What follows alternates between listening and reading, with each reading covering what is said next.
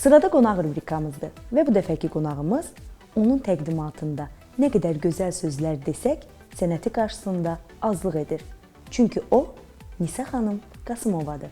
İzləyin. Salam Nisa xanım. Əleyküm salam, xoş gördük. Necəsiz əzizim? Yaxşıyam, pis deyiləm, əlhəmdülillah. Sizin adınızın qarşısına hansı titulu desəm, mənə elə gəlir ki, Nisa xanım Qasımova sözündən başqa hər bir titul çox aciz olar, çox az olar. Çünki siz Azərbaycan xalqının sevilən, seçilən, əfsanəvi bir sənətkarısınız. Təşəkkür edirəm, çox sağ olun. Və bugün Nisa xanım sizin doğum gününüzdür. Biz və Ağ Çiçəyim şirkəti sizi ürəkdən təbrik edir və bu çiçəklər sizədir Nisa xanım. Çox təşəkkür edirəm. Ay, çox sağ olun, çox sağ olun. Çox gözəl, çox qəşəng. Çox minnətdaram, sağ olun. Bu ad gününüzdə istəmərəm ki, sual verim ki, Nisa xanım neçə yaşınız olur, ad gününü necə qeyd edirsiniz?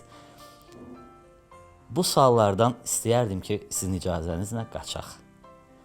Və bugün Nisa Qasımovanı, onu sevənlərə bir addım da daha yaxın edək. 45 il ərzində heç dəyişmədiniz və tamaşaçı sevgisini də itirmədiniz. Yaxşıdır, yaxşıdır, xoşuma gəlir. Yəni, həqiqətən bu fikir, bu düşüncə mənə stimul verir, mənə ilham verir. Düşünürəm ki, dəyər, oxumağa dəyər, yaşamağa dəyər, bundan sonra daha əzmlə çalışmağa dəyər. Niyə görə bugünkü gündə sizin statuslu sənətkarlarımız efirdən, mətbuatdan qaçmağa çalışır?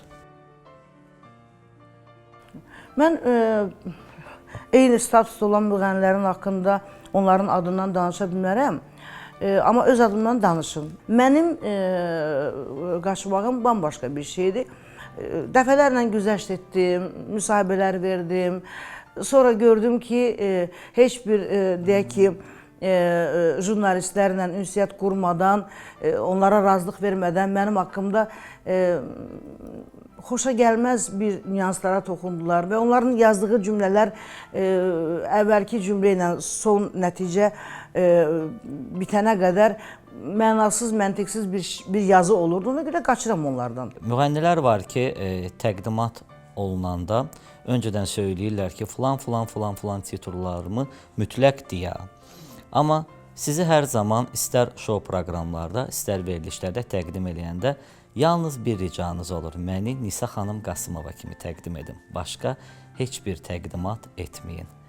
Bezmisiniz bu təqdimatlardan, yəni bu bəhbəhli təqdimatlardan, yoxsa özünüz bu strategiyanı tutmusunuz? Mən deyim də, yox. Zamanında proqramlarda, el şənliklərində, konsertlərdə falanlarda bəzi aparıcılar mənim titullarımı saymağa məni qısqanıblar. Bəli, burada dostbazlıqlar da vardı, burada tərəfkeşlər də vardı, burada psixoloji təxribat quran insanlar da vardı. Sonra düşündüm, daşındım, dedim ki, onsuz da bunu millət bilir, dövlət bilir, xalqımız bilir ki, mən kiməm, mənim titullarım nədir və mənim mənəvi kimliyimi çox gözəl bilirlər. Və mən qərara gəldim ki, siz Allah, əməkdar xalq artisti deməyin, nə bilim, özlərindən adlar qoyurlar, onlar da deməyin, istəmirəm. Mənim atam anam mənə gül kimi ad qoyub, Quran-ı Kərimdə 4-cü surə Nisa surəsidir.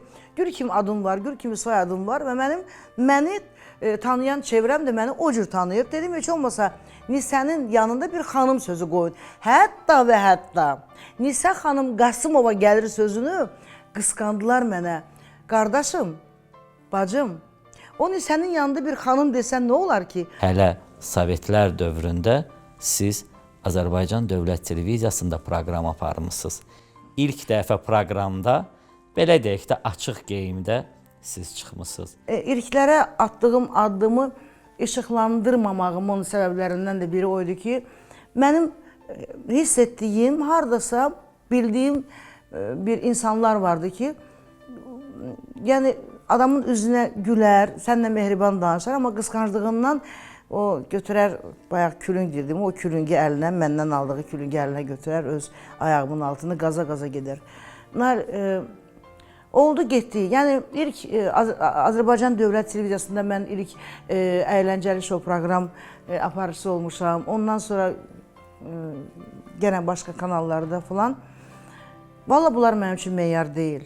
Bunlar mənim üçün iş prinsiplərindən biridir. Məsələn, bugün bu işlə məşğulam, sabahlar başqa bir işlə, amma sənət camiasında, sənət çevrəsində. Bunlar mənim üçün meyar deyil. Birincilik mənim üçün meyar deyil. Mən birinciyəm. Bir ara qırğın gedirdi. Kimdir birinci? Kimdir star? Kimdir megastar? O qədər mənə acıq gəlir ki, amma heç kəs düşünmür ki, insanlıq addımını atmaq üçün biz nələrə müraciət eləməliyik, nə işdən başlamalıyıq, nə etməliyik. Bir kərə yaddan çıxarmayaq ki, biz insanıq. Zamanında sizə Alman kuklası deyirdilər. Hə, deyirdilər Alman kuklası. Deyirdilər, hə. Deyirdilər. Bu sizə necə təsir edirdi? Valla, hə, yaşla yaşda fərq var. Çox uşaq yaşlarımda, gənc yox ha. Uşaq yaşlarımda mənə belə Nimetskaya kukla deyirlər, xoşum gəlirdi. Amma oxşayırdım da qardaş. Oxşayırdım. Hə, xoşum gəlirdi. Amma sonra fikirləşdim ki, o yaşın, o zamanın, o sənə deyilən komplimentlərin o effektini yaşamışam, bu qədər. Nisa xanım, müsahibələrinizin birində söyləmişsiniz ki, heç bir mətbəx verilişinə getmirəm. Hə, getmirəm, xoşlamıram. Yenə də mi getmirsiniz? Yox, istəmirəm, xoşlamıram. Xoşlamıram. Hərçənd mənim günüm evdə çox vaxt mətbəxdə keçir. Xoşlayıram da, biri nəsə hazırlayır, nəsə biri çay dəmləyir, biri xörək bişirir, xoşlayıram. Mətbəxdə məncə çox adamlar xoşlayır mətbəxdə oturmağı. Mətbəxdə istiqanlıq çoxdur. Qonaq otağında. Nəsə hazırlayırsınız mı? Maraqlıdır. Nisa Hazırlayıram. Qasımova daha ləzzətli nəyi hazırlayır? Yox, mən hazırlayıram. Mən çox gözəl, özümə məxsus, deyək ki, fransız sayağı jülyen hazırlayıram. Amma öz əlavələrimdən yeri gəlmişkən, mənim əlavələrim bütün o təama baxanların xoşuna gəlir. Nə qədər siz müsahibə verirsinizsə, hər dəfə də sizin şəxsi həyatınız, ailə qurmaq məsələniz gündəmdən düşmür ki, düşmür. Sizcə Nisa xanım Qasımovanın ailə qurmaq məsələsi bu qədərmi insanlar üçün maraqlıdır ki, illərdir gündəmdən düşmür? Mən ümumiyyətlə, bəlkə tamaşaçılar da və siz də bunun fərqindəsiniz ki, özüm çox sirli bir insanım. Müəmmalı, sirli bir insanım. Çünki sirli görünürəm ona görə ki, burada çox sirlər var. Çox sirlər var, yatıb qalıb. Ona görə ən birinci sirdən biri odur ki, bu niyə ailə qurmur? Bir ara belə çox sağ olsunlar, Allah can sağlığı versin bəzi müğənnilərimizə. Bir ara dedilər ki, o xəstədir, o ailə qura bilməz. Amma nəysə. Sonra bir ara dedilər ki, nə bilim, çox xasiyyəti pisdir. Bəli, olub belə insanlar ki, yaxınlaşıb, deyib ki, kaş biz ailə qurardıq. Mən başlamışam, belə, həqiqətən adam düşünüb ki, yox, bu ilə ailə qurmaq olmaz. Amma mən qarşı tərəfi çox ustalıqla uzaqlaşdırmışam, həqiqətən. Çox ustalıqla uzaqlaşdırmışam, yəni o məndə gələcəkdə həyat yoldaşı birisi kimi görməsin. İnsan bir dəfə sınır həyatda, sındı, getdi. Sonra müəyyən bir zaman keçir, yenə sınır. Sonra deyirsən ki, yox, mən üçüncü kərəm bu vəziyyətə düşmək istəmirəm. Mənim elə ailə qurmamağımın səbəblərindən biri də odur ki, mənim içimdə bir küskünlük var, getdi artıq mənimlə bu küskünlük. Təbii ki, insan tək qalanda özü-özünə suallar verir və cavablar alır.